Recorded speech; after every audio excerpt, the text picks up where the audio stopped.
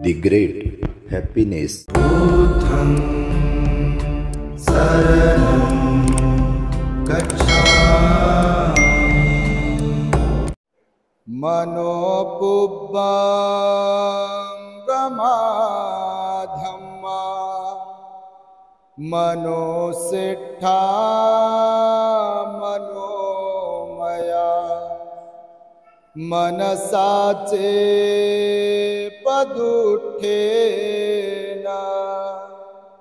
भासति वा करोति वा ततो नंग दुःखमनवेति चक्कं वहतो पदम् मनोपुब्बंगमा धम्मा मनोसिद्धा मनोमया मनसाचे पसन्नेन भासति वा करोति वा ततो नं सुखमनवेति छायाव अनपायिनी।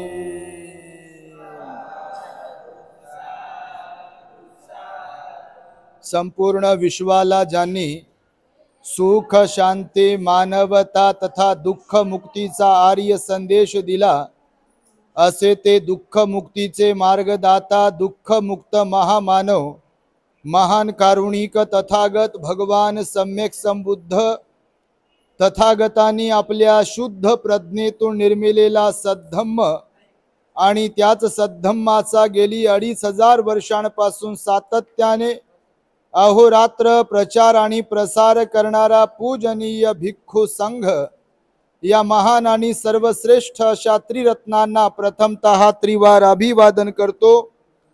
ज्यांच्या महान आणि असीम त्याग प्रभावामुळे आपल्याला जो हा अनमोल असा बुद्ध धम्म लाभला आणि ज्यांच्यामुळे आपल्याला हे एवढे मोठे वैभव प्राप्त झाले असे महान युग प्रवर्तक भारतीय राज्यघटनेचे शिल्पकार परमपूज्य बोधिसत्व डॉक्टर बाबासाहेब आंबेडकर या महामानवाच्या महान अशा धम्मक्रांतीमध्ये संपूर्ण जीवनाला समर्पित करून आज या महान मंगलमय वर्षावास पर्वातील दिनी आपल्या जालना शहरातील आनंद नगरातील अजंता बुद्ध विहारामध्ये माझ्या समवेत उपस्थित असलेले पूजनीय भिक्खू अस्वजितजी, पूजनीय भिक्खू खमसिंजी, पूजनीय भिक्खू रेवतजी आणि पूजनीय भिक्खू जयरत्न बोधी संपूर्ण श्रामणेर संघ आपल्या विहाराशी संबंधित सर्व श्रद्धावान उपासक उपासिका महिला मंडळ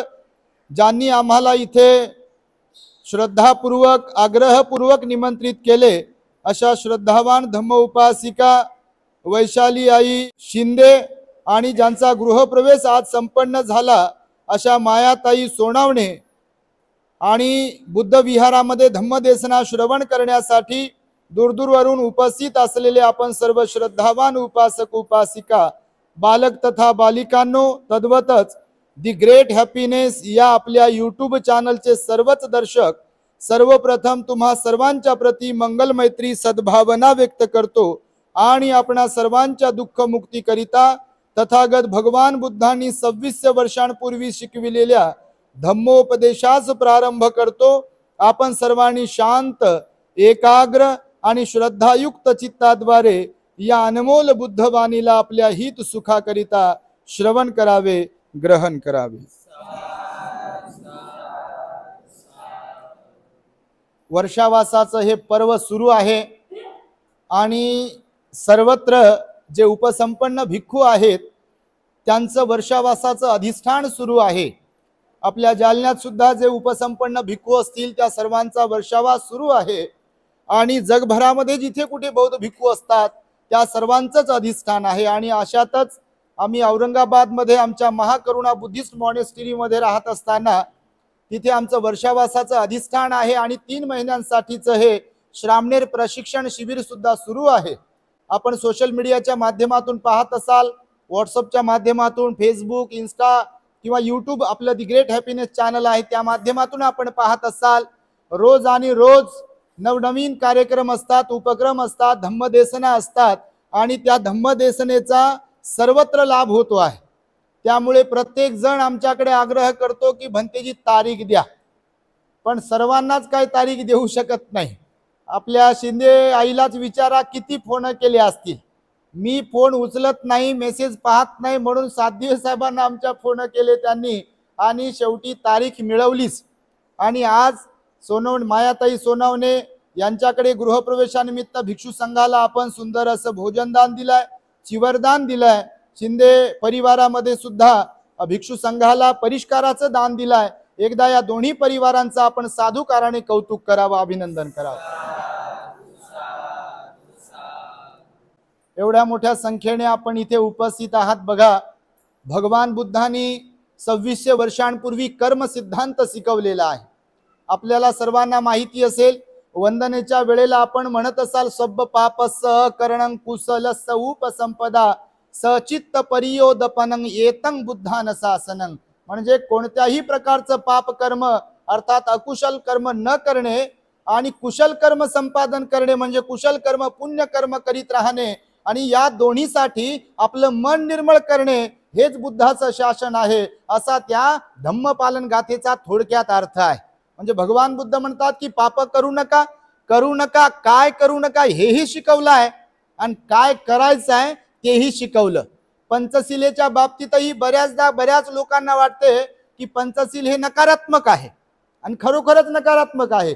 म्हणजे त्याच्यामध्ये 5 तत्व जे सांगितले आहेत त्याच्यामध्ये सारांश रूपाने म्हटलं की हे करू नये, मी हे करणार नाही, मी हिंसा करणार नाही, मी चोरी करणार नाही, मी व्यभिचार करणार नाही, मी खोटं बोलणार नाही, मी चुगली करणार नाही, मी दारू गांजा बिडी तंबाखूचं सेवन करणार नाही नाही आहे।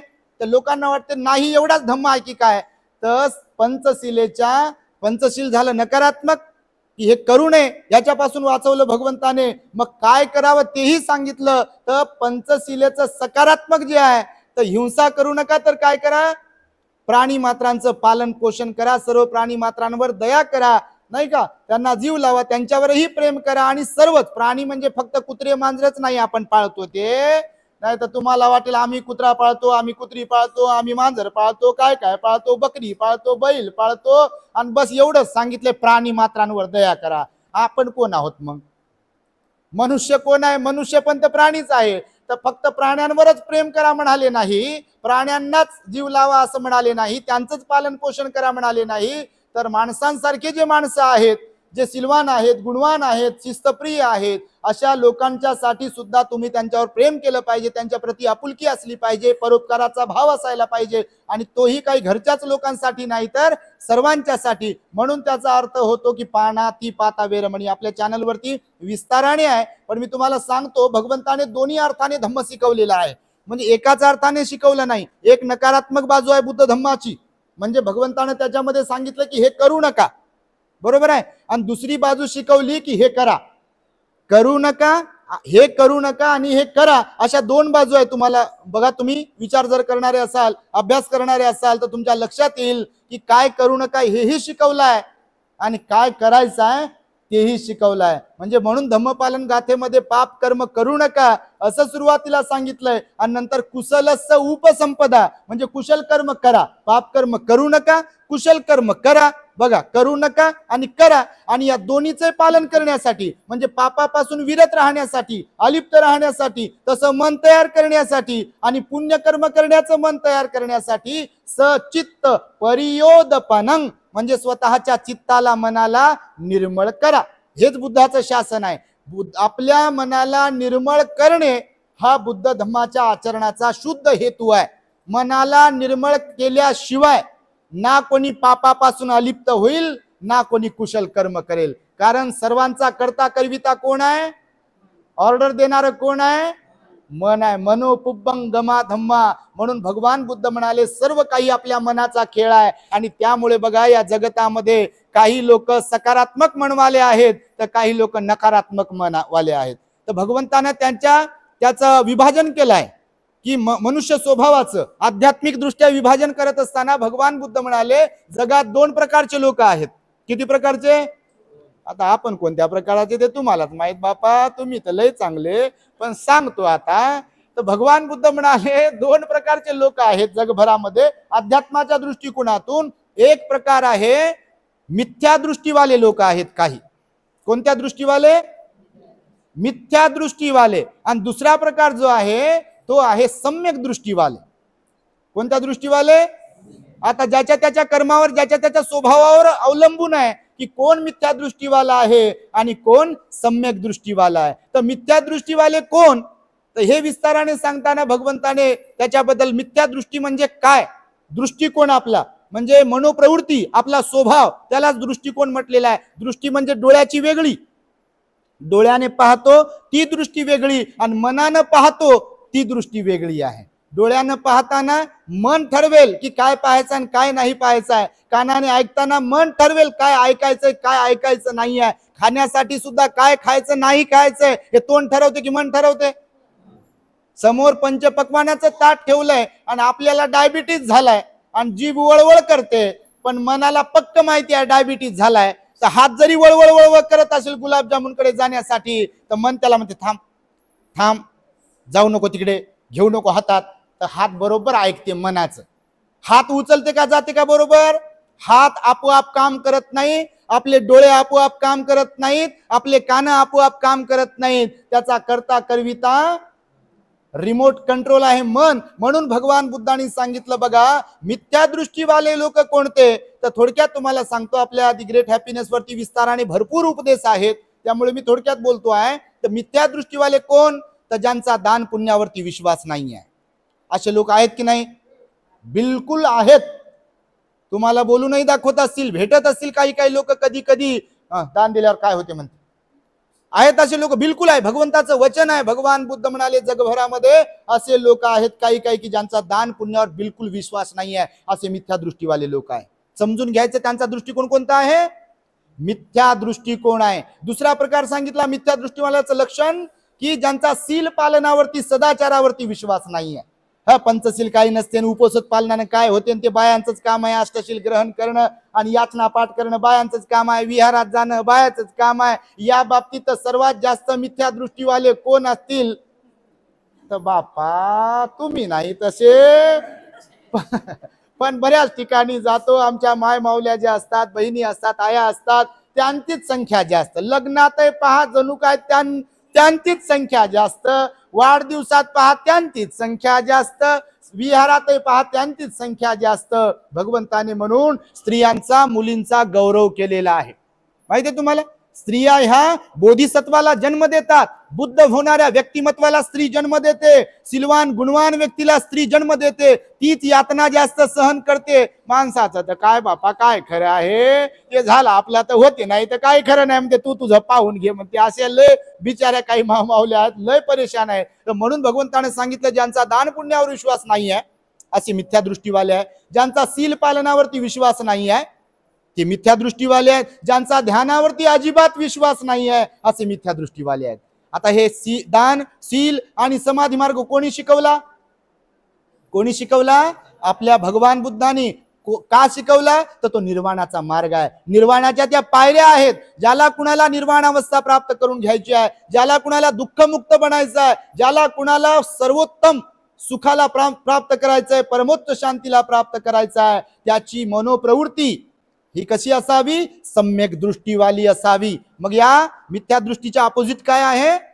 सम्यक दृष्टी आहे. तर मग सम्यक दृष्टीवाले कोण? म्हणजे थोडक्यात सम्यक दृष्टी तर फार डीप आहे, पण वरवरकरणी सांगतोय तुम्हाला, व्यवहारिक भाषेमध्ये सांगतोय. सम्यक दृष्टी कुणाला म्हणू शकतो आपण? कोणामध्ये थोडीफार सम्यक दृष्टी आहे?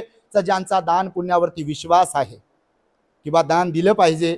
मग भोजनाचं दान आहे, चिवराचं दान आहे, परिष्काराचं दान आहे, किंवा विहाराचं दान आहे, भिक्खुनिवासाचं दान आहे, वस्तूंचं दान आहे, किंवा अजून कोण औषधांचं दान आहे, किंवा आपल्या स्वतःच्या मुलाचं दान आहे बुद्ध शासनाच्या वृद्धीसाठी, त्याला भिक्षू बनविण्यासाठी, श्रामणेर बनविण्यासाठी. तर हे दानामध्ये आलं सर्व काही. आणि भगवंताने म्हटलं आहे की सम्यक दृष्टी कोणाकडे आहे? तर ज्याचा दान पुण्यावरती ज्यांचा विश्वास आहे. दुसरी गोष्ट ज्यांचा शील पालनावरती विश्वास आहे. आणि तिसरी गोष्ट ज्यांचा ध्यानावरती विश्वास आहे. असे जे लोक आहेत, मग ते कोणीही असो, कोणत्याही जाती धर्माचे असो, कोणत्याही वयोगटातील असो, इवन चिवरधारी का असेना, ज्यांचा या 3 गोष्टींवरती विश्वास आहे, म्हणजे मिथ्या दृष्टी कोणती आणि सम्यक दृष्टी कोणती, यातला भेद ज्यांना समजते ते समजू शकतो आपण की सम्यक दृष्टी त्यांच्यामध्ये थोड्याफार प्रमाणात आहे, आणि म्हणून भगवान बुद्धांनी कर्माचं विभाजन करायला सांगितलंय, पण सर्वच लोकांचा कर्मावरती विश्वास नाही आहे. त्यातल्या त्यात आपल्या लोकांचा जर विचार केला, अभ्यास केला, तर मी नेहमी सांगतो एक ना धड भाराभर चिंध्या असतात बघा. तुम्ही नाही बापा तसे, पण बिलकुल खूपच आशे असतात. आता आनंदनगर मला माहित नाही, मी तर पहिल्यांदाच आलो. आता हेरकर साहेबाच्या घरी एकदा आलो होतो आणि या रस्त्याने गेलो होतो. जालन्यात येताना आमच्या धनेतर आईकडे आलो, कांबळे परिवाराने जे काही महिला मंडळ आहे आमचं शाहूनगर मधलं, त्यांच्याकडे बऱ्याचदा आलो. मी आनंदनगरात काय बऱ्याचदा आलो नाही, फक्त एकदा हेरकर सरांकडे आलो. आणि रस्त्यानं तर किती वेळा गेलो असेल तर बापा त्याची गिनतीच नाही. दिसायचं फक्त अशोक चक्र आहे, कुठंतरी भगवंताचा हात आहे, कुठंतरी न काय काय आहे, असं वाटायचं बा आपले लोक राहतात इथे. आणि खरंच तर किती लोक राहत असतील. सुंदर असं विहार आहे, किती मोठंच्या मोठं विहार आहे, पण विहारात येणारे बापा किती असतील, त्यांची तर बेरीज वजाबाकी जर केली तर काय झिरोचा आकडा येते की काय येते ते तुमचं तुम्हालाच माहित बापा. मी तुम्हाला काय दोष देत नाही, तुम्ही तर लय चांगले, परंतु भरपूर लोक असेच आहेत की एक ना धड भाराभर चिंध्या. विहारात जाणार नाही, दान पुण्य करणार नाही, सील पालन करणार नाही, ध्यान करणार नाही, आणि फार कमी असे लोक आहेत. कारण भगवंताला जेव्हा विचारलं, भगवान कोणत्या लोकांची संख्या जास्त आहे जगतामध्ये, माहित आहे तुम्हाला? चांगल्या लोकांची संख्या जास्त आहे कुशल कर्म करणाऱ्या, की अकुशल कर्म करणाऱ्या लोकांची संख्या जास्त आहे? काय वाटतं तुम्हाला? अकुशल चित्तवाल्या लोकांची संख्या जास्त आहे. कारण मदमस्त झालेले लोक आहेत, बिलकुल स्वतःमध्ये गुंतलेले लोक आहेत. बाल्या बाल्याची माय, 10x10ची खोली, आणि मायबापासह समाज गेला चुलीत म्हणते. बिलकुल कोणीच नको म्हणते. लग्नाच्या अगोदर तर म्हणते माझ्या मम्मी सारखी कोणाची मम्मी नाही, पप्पा सारखे कोणाचे पप्पा नाही, माझ्या भावासारखा भाऊ नाही, बहिणी सारखी बहीण नाही. लग्न झालं 6 महिने झाले की बापा विचारूच नका. मग म्हणते मम्मी तुला काहीच समजत नाही म्हणते, सुरू होते त्याचा पाडा. पप्पाला काहीच समजत नाही म्हणते, भावाला काही समजत नाही, बहिणीला काही समजत नाही. सगळं काही समजत असेल तर त्यांना समजते जणू काही असा स्वभाव असते. तुमचा नाही तसा स्वभाव, पण असे लोक आहेत जगतामध्ये. तर हे तुम्हाला यासाठी म्हणून सांगतोय की कर्मावरती आपण विश्वास ठेवला पाहिजे. कारण भगवंताचा धम्म कर्मविपाकावर अवलंबून आहे. भगवंताने कर्म सिद्धांत शिकवताना प्रतीत्य समुत्पाद सिद्धांत शिकवलेला आहे.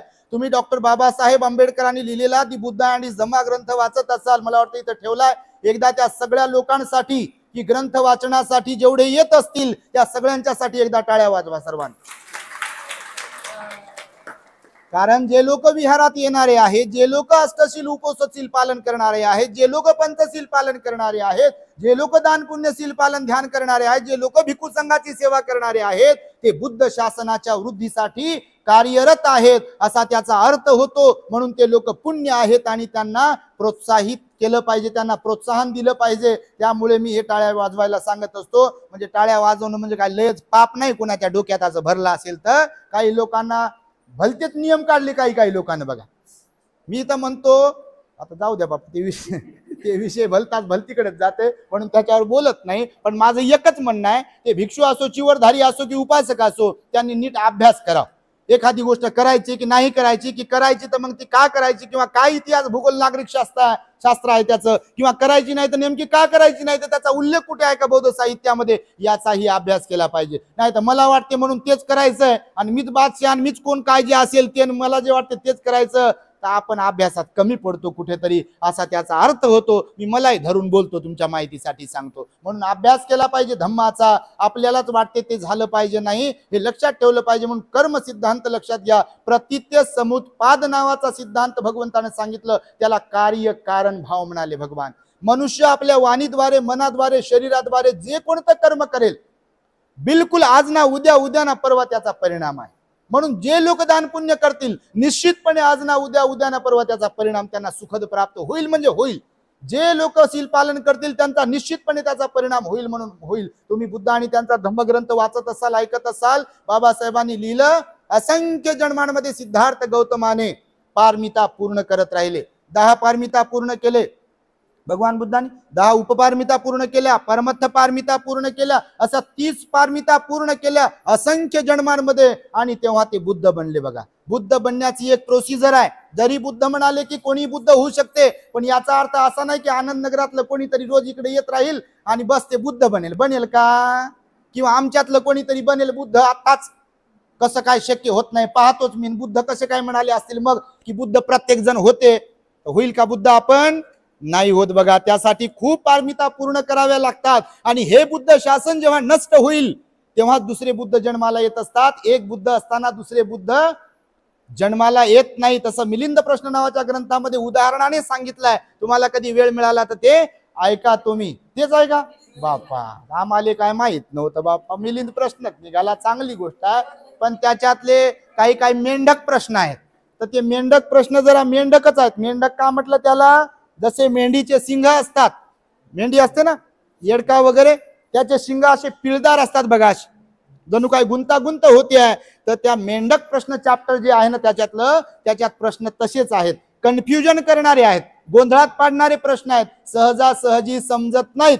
एकदाच वाचलं म्हणजे, एकदाच ऐकलं म्हणजे ते समजेलच असा काही विषय नाही. आणि धम्माच्या बाबतीमध्ये वारंवारता, सातत्य महत्वाचं आहे.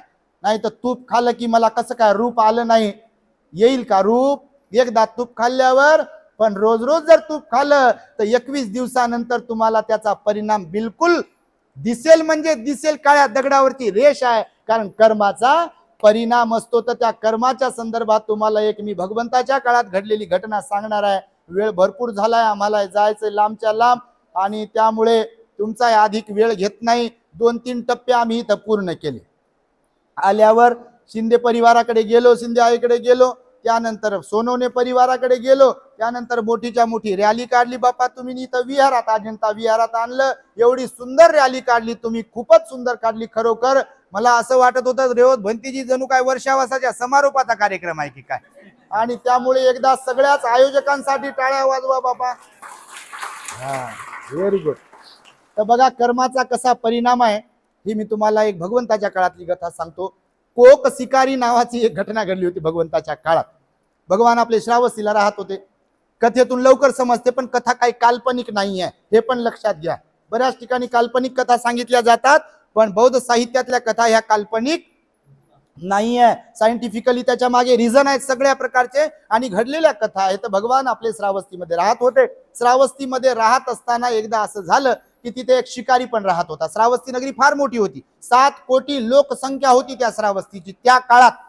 आताच चेन्नई, मुंबई, कलकत्ता हे जे शहर आहेत ना मोठमोठे आपल्या देशामध्ये, त्याही पेक्षा मोठं शहर क्षेत्रफळाने आणि लोकसंख्येने हे श्रावस्ती नगर होतं. सब्बाथी सावथी असं म्हटलेलं आहे. म्हणजे सर्व अर्थाने तिथे सर्व प्रकारचे लोक होते, सगळे व्यापार होते, आणि खूप श्रद्धावान लोक होते. 5 कोटी लोक श्रद्धावान होते.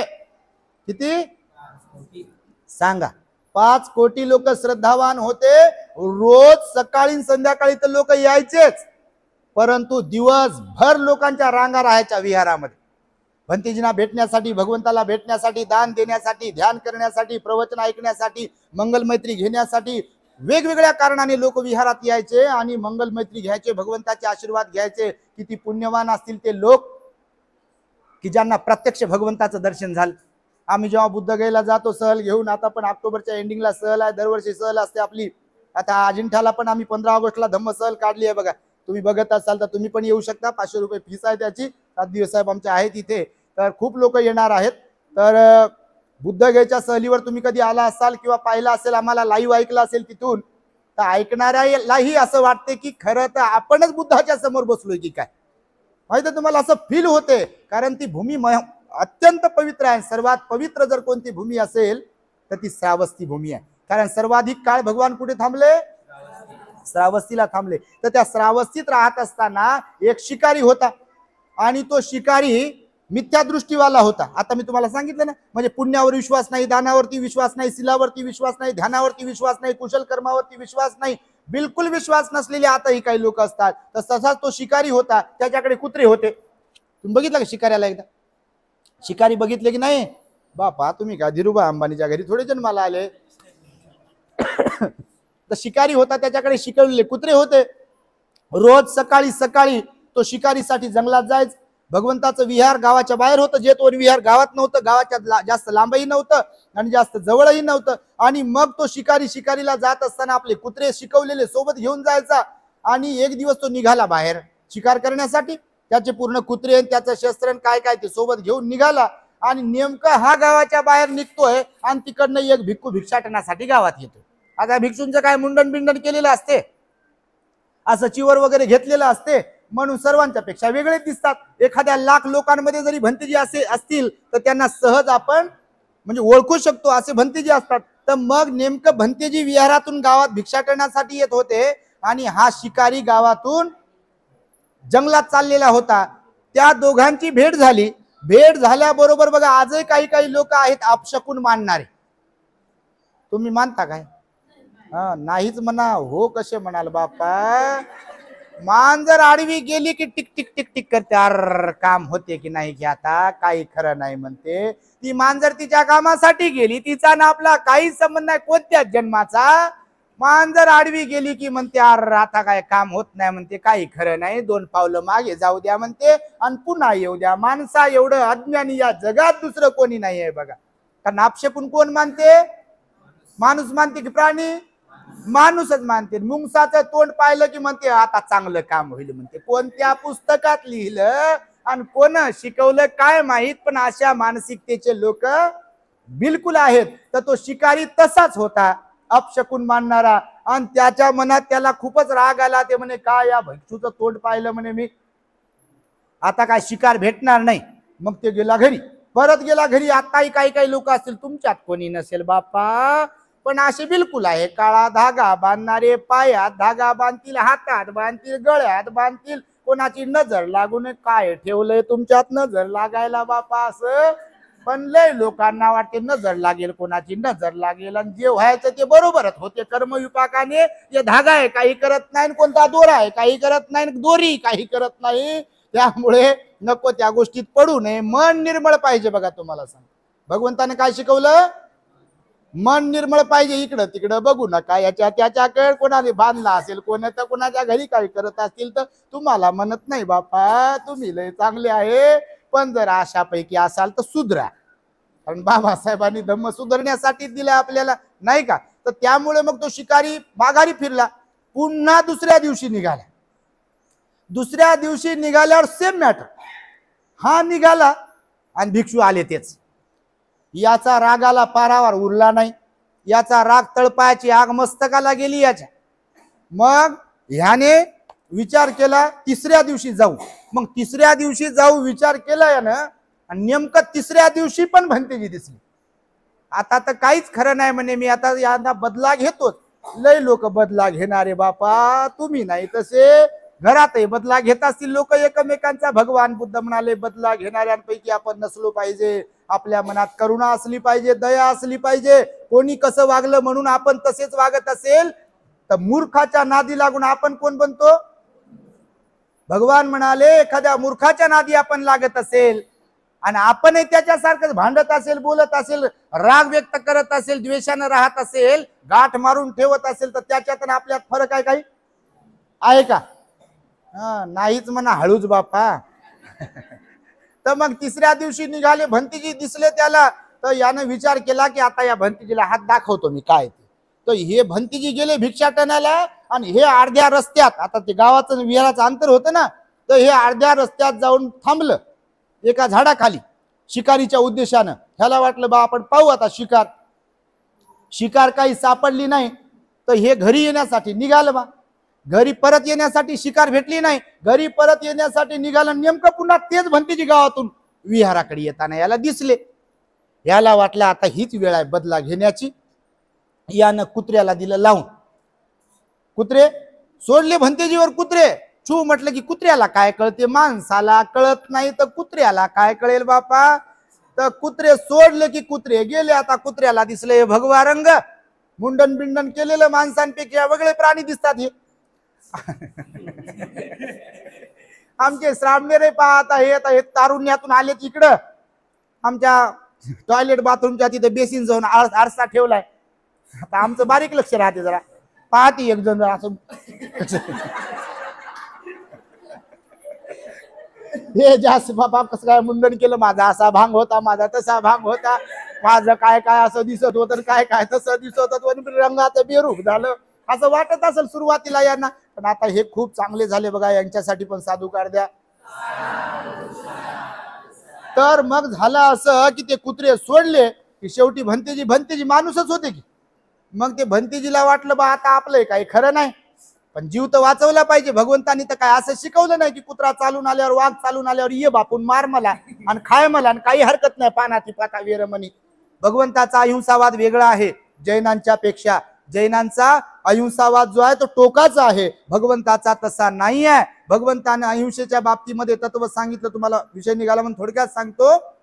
आवश्यकता आणि इच्छा हे अहिंसेच्या बाबतीमध्ये तत्व सांगितलं. आवश्यकता आणि इच्छा म्हणजे तिथं कुत्रा बसलेला आहे, समजलं. आवश्यकता नाही त्याला मारण्याची, पण इच्छा झाली तुम्हाला दगड घेऊन मारतो, तुमची हिंसक प्रवृत्ती असेल तर ती इच्छा झाली म्हणून मारणं ही हिंसा आहे. पण जर तो कुत्रा तुमच्यावर चालून आला आणि तुम्हाला आता चावणार आहे, तर स्वतःचा संरक्षण तर केलं पाहिजे म्हणाले भगवान बुद्ध. तर स्वतःचं संरक्षण करता करता त्याच्याला तुम्ही रोखण्यासाठी म्हणून काहीतरी सुरक्षा म्हणून काहीतरी करत असाल, रोखत असाल, आणि ते करता करता जर त्याचा प्राणघात झाला तर ती हिंसा पकडलेली नाही आहे. का तिथं तुमची इच्छा आहे का? तिथं आवश्यकता होती. समजते तुम्हाला? आवश्यकता आणि इच्छा ह्या वेगवेगळ्या आहे. अहिंसावादामध्ये हे तत्व आम्ही विस्ताराने सांगणार आहे, कारण बऱ्याच लोकांचे प्रश्न आहेत, विशेषतः आपल्या लोकांचे मांस खाण्याबद्दल न खाण्याबद्दल. बापा येऊन जाऊन गणित तिथंच येते, भंतीजी खा की नाही खा, मनातल्या मनात हसायला येते. बापा एवढं दिसते का, दुसरं काही दिसतच नाही का? पहिलं तत्व दिसते लोकांना काही काही. असो तर ते भंतीजी गेले झाडावर, मग स्वतःचा जीव वाचवण्यासाठी झाडावर गेले तर कुत्रे खालून त्याला भुंकत होते. तर या शिकाऱ्याला वाटलं हे आता उतरतील मग उतरतील, आता उतरतील मग उतरतील. ते भंतीजी खाली आणि कुत्र्याचं भुंकणं सुरूच होतं. पण संध्याकाळ होत होत आली होती, थोडस झापड पडत आली होती, अंधार पडत आला होता. आणि नेमकं तेव्हा शिकाऱ्याला वाटलं बा की आता काय ती भंतेजी उतरत नाहीत, काही नाही, म्हणून आता आपण आपल्याकडचा बाण भंतेजीला मारला पाहिजे. तर त्याच्याकडे बाण होता. हिंसक व्यक्ती काय नाही करू शकत याचे रोज आणि रोज उदाहरण तुम्हाला पाहायला मिळतात. कोणी आईला पण मारते, माहित तुम्हाला, मारते की नाही? बिलकुल. कोणी वडिलांना मारते, कोणी भावाला मारते, कोणी बहिणीला मारते, कोणी नवरा बायकोला मारते. तर बापा कुठं कुठं बायको आहे नवऱ्याला मारत असेल सांगता येत काही, तुम्ही नाही तसे पण मारत असेल तर काय सांगावं बाबा. एक दिवस माझ्याकडे सांगितलं का आईनं भंतीजी म्हणे तुम्ही म्हणता ते खरंच आहे. मी म्हटलो कसं काय खरं आहे? तर आमच्या घरचे लय दारू पितात म्हणे आणि आम्हाला लय जाच देतात, जाच म्हणतात, जाच करतात म्हणे, खूप मारतात, खूप भांडतात, अपमानित करतात. लोक कळत नाही, समाज कळत नाही, दार कळत नाही, चावडी कळत नाही, कुठे मारतात म्हणे. सुरुवातीला सहन केलं म्हणे भंतीजी मी, पण सहन करण्याची एक मर्यादा असते म्हणे. आता पाणी पूर्ण डोक्यावरून चाललं होतं म्हणे. तर मी विचार केला म्हणे बा आता याला सोडून घरी माहेरी जावं तर ते परवडत नाही, कारण लेक बाळ माहेरात राहिलेली मायबापाला बोजा असते असं मायबाप समजतात. आता तसं काही राहिलं नाही, जग फार पुढे गेले. तुम्ही मुलींना जर वेल सेटल केलं तर काही कोणाची गरज नाही. मी तर तुम्हाला म्हणजे जाहीरपणे सांगतो, जग फार पुढे गेलेलं आहे. आणि मी तर सांगतो कधी कधी मुलं नाही सांभाळत, मुली सांभाळतात. असे कितीतरी उदाहरण आहेत. मुलं सांभाळत नाहीत पण मुली मात्र निश्चितच सांभाळतात. लक्षात, कधी कधी मुलगा असून आईच्या अंतिम संस्काराला आलेला नाही आहे, पण मुली मात्र दवाखाना करतील, शी सू करतील, सगळं काही करतील. आणि म्हणून मी सांगत असतो की मुलगाच असावा किंवा मुलगीच असावी असा काही विषय नाही. तर ती आई म्हणे भंतीजी आता मी सुरू केलं म्हणे. मी म्हटलं बापा काय सुरू केलं? तर ते म्हणे मी सुरू केलं म्हणे. आता जर दारू पिऊन आले की एक काठी घेऊन ठेवली म्हणे मी दरवाजाच्या पाठीमागे, हा बदा बदा बदा बदा मारायचं म्हणे. आणि सकाळी उठल्यावर म्हणते मला कोण मारलं म्हणते. तर मग मी त्यांना समजून सांगतो एवढी दारू कशाला पिता, लोक तुम्हाला मारू लागले तर सोडूनच द्या ना. आता म्हणे काही दिवसापूर्वी भंतीजी सोडून दिली म्हणे दारू, आता व्यवस्थित राहते एवढे, तुम्ही नका तसं करू. पण तर बघा ते भंतीजी झाडावर गेले नाही, शिकाऱ्याने असा बाण पकडला, तीर पकडला आणि मारला. बा 2-3 तीर मारले, लागले नाही. एक तीर लागला भंतीजीच्या पायाला असा आणि चिरकून चिरलं ते पाय भंतीजीचा चिरला, ते बाण गेला आणि पायात बघा काटा जरी टोचला आपल्या तर भयंकर वेदना होतात. आणि कोणी कोणाला जर मारत असेल शस्त्राने तर काय वेदना होत असतील बघा. कोणी कोणावर बलात्कार करते, कोणी कोणाचा अत्याचार करते, कोणी गळा दाबून मारते, कोणी कोणाला विचार करा, कोणी कोणाला जाळात टाकून देते, कोणी जाळून मारते कुणाला. किती वेदना किती त्रास होत असेल त्याची कल्पनाही करविल्या जात नाही. आणि म्हणून त्या माणसाने शिकाऱ्याने भंतीजीला जो बाण मारला तो बाण लागला भंतीच्या पायाला. प्रचंड त्रास वेदना होत होत्या, रक्तस्राव होत होता, भंतीजीला काही सुचत नव्हतं. मग त्यांचं चिवर अंगावरचं खाली पडलं, ते भगवं वस्त्र चिवर अंगावरचं खाली गळून पडलं सावरता सावरता आणि नेमकं पडलं शिकाऱ्याच्या अंगावर. आता कुत्री ते कुत्री, कुत्र्याला वाटलं भंतीजीच पडले, कुत्रे मालकावर तुटून पडले आणि चिंदड्या केल्या मालकाच्या. थांबा थांबा म्हणेपर्यंत तर कुत्रेच असतात. रक्त बंबाळ केलं त्याला जागेवर. आणि अशी घटना भगवंताच्या काळात घडली. मी हे यासाठी म्हणून सांगितली की कर्माचा परिणाम आहे. दुसऱ्याचं वाईट करायला गेलो आपण कि आज नहीं तो कल, कल नहीं तो परसों, परसों नहीं तो तेरसो. बिलकुल कर्माचा परिणाम आहे. काही बीज उशिरा उगवतात, काही बीज उशिरा उगवतात आणि काही बीज लगे रात्रीतून मोड फुटते की नाही. कर्माचं पण असंच आहे. काही कर्माचा परिणाम कालांतराने भेटतो आणि काही कर्म तात्काळ फळ देणारे असतात. म्हणून भगवंताने आपल्या सांगितलं की सदा सर्व काळ क्षण प्रतिक्षण जोपर्यंत जिवंत आहोत आपण तोपर्यंत पुण्य कर्म करण्याची घाई केली पाहिजे. म्हणून दान पुण्य करत राहिलं पाहिजे, म्हणून सील पालन केलं पाहिजे, म्हणून ध्यान करून आपल्या मनाला निर्बळ बनवलं पाहिजे. वेळ वाया जीवनाची गेली नाही पाहिजे. फक्त खाण्यासाठी लेकरा बाळ्यासाठी जगलो नाही पाहिजे. बिलकुल लेकरा बाळांसाठी प्रपंचासाठी जगायला पाहिजे, पण धम्माचं जीवन पण जगायला पाहिजे. ज्या बाबासाहेबांनी जीवनाचं रान केलं आपल्यासाठी, 4 लेकरं मरू दिले आपल्यासाठी, त्यांच्यासाठी कधी जगणार आहोत आपण. नुसतं जयंतीला भिमके लागते जिगर, आज हे इधर आज हे उदर, नाच घंटाभर 2 घंटे ते पण दारू पिऊन आणि सकाळी उठलं की संपली जयंती. कायचे भिमके लागते जिगर, कशाचे बौद्ध उपासक मला सांगा. तुम्ही म्हणू शकतो काय पात्रता आहे का? केवळ नाचण्याला जय जयकार करण्याला बौद्ध म्हणू शकत नाही. तर बाबासाहेबांना अभिप्रेत होता आपल्याकडून आचरणिकपणा. माहिती तुम्हाला, आचरणिक बाब महत्वाची आहे. म्हणून काया वाचा मनाला आपण शुद्ध केलं पाहिजे. धम्म कार्यासाठी वेळ दिला पाहिजे, बिलकुल पैसा खर्च केला पाहिजे, आपली बुद्धिमत्ता खर्च केली पाहिजे धम्म कार्यासाठी. कारण तुम्ही जर वडीलधारे लोक चांगले बनले नाही, धम्म संस्कारी बनले नाही, धम्माच्या कार्यात वेळ दिला नाही तर पोर भलेही तुमचे उच्च शिक्षित होतील, नोकरीला लागतील, पण जर त्यांना धम्मवान तुम्ही नाही बनवलं, धम्माच्या आचरणाची गोडी जर नाही लावली तर ते शिकलेले किती मोठं पॅकेज असलेला पोरगा तुम्हाला सांभाळेलच. आहे का याची गॅरंटी? मुख्यच बसतात लोक असा प्रश्न केल्यावर, कारण पळसाला 3च पानं आहे. म्हणून आपण सावध झालं पाहिजे आणि स्वतः पुरतच नाही जगायला पाहिजे. आपणही विहारात जावं, पोरांनाही घेऊन विहारात जावं, भंतेजी लोकांकडे जावं, विहारात जावं, भंतेजी लोकांना घरी बोलवावं, असं दान पुण्य करावं. आणि त्यामुळे घरामध्ये धम्ममय वातावरण निर्माण होते बघा. आणि त्यामुळे आमचा हा खटाटोप आहे. आणि त्यामुळे तुम्हाला संस्कार व्हावा म्हणून आम्ही युट्यूबला दी ग्रेट हॅपीनेस नावाचं युट्यूब चॅनल काढलाय 2 वर्षांपूर्वी. आता सध्या 88,000 सबस्क्रायबरचा आकडा क्रॉस केलेला आहे बघा, तुम्ही पाहत असाल. आणि विशेषतः अशी की आपलीच लोक प्रवचन ऐकतात असं नाही आहे, तर इतर समाजाची लोक ही प्रवचन ऐकतात आणि बदल करून घेतात. तुम्हाला किती उदाहरण देऊ शकतो मी. तुम्ही आपल्या युट्यूबच्या कमेंट्स वगैरे पाहत असाल तर तुम्हाला लक्षात येईल. कोणी दारू सोडते, कोणी तंबाखू सोडते, तर कोणी भांडकुदळपणा सोडते, तर कोणी काय काय सोडते. म्हणजे आपल्यातले अवगुण सोडतात लोक. कारण अंगुली मालात बदल जर होऊ शकतो तर तुम्ही अंगुली माला आहे का? मग आपल्यात बदल केला पाहिजे. मरण्याच्या अगोदर आपल्यात बदल केला पाहिजे. कारण आपली माझ्यासह कोणाची गॅरंटी नाही. आपलं बटन कधी दबेल सांगता येते का? बिलकुलच सांगता येत नाही कोणाचं बटन कधी दबेल. म्हणून आयुष्याचा सदुपयोग करण्यासाठी तुम्ही या पुण्यकर्मामध्ये लीन झालं पाहिजे. म्हणून आज रोजी शिंदे परिवार आणि सोनवणे परिवाराच्या वतीने, अजिंठा बुद्ध विहारातल्या महिला मंडळांच्या वतीने या ठिकाणी एवढ्या मोठ्या भिक्खू संघाला बोलावून त्यांना दान पुण्य केलाय, त्यांच्याकडून तुम्ही सील ग्रहण केलाय.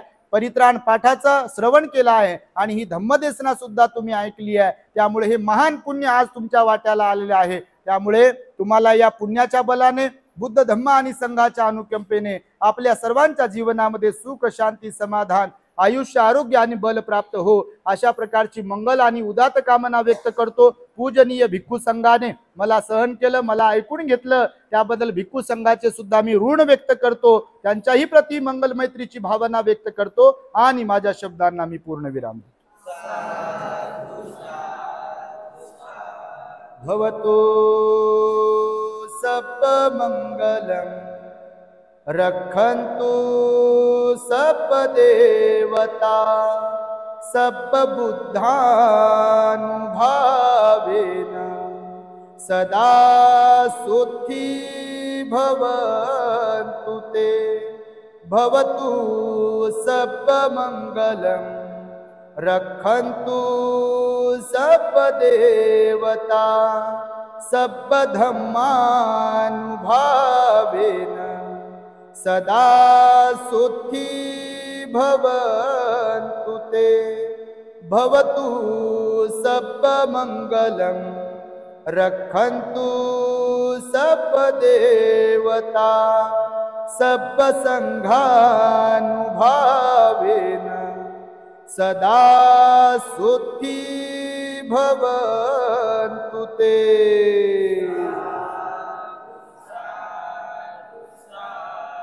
बुद्धं नमामि धम्मं नमामि संघं नमामि। The great happiness. बुद्धं शरणं गच्छामि।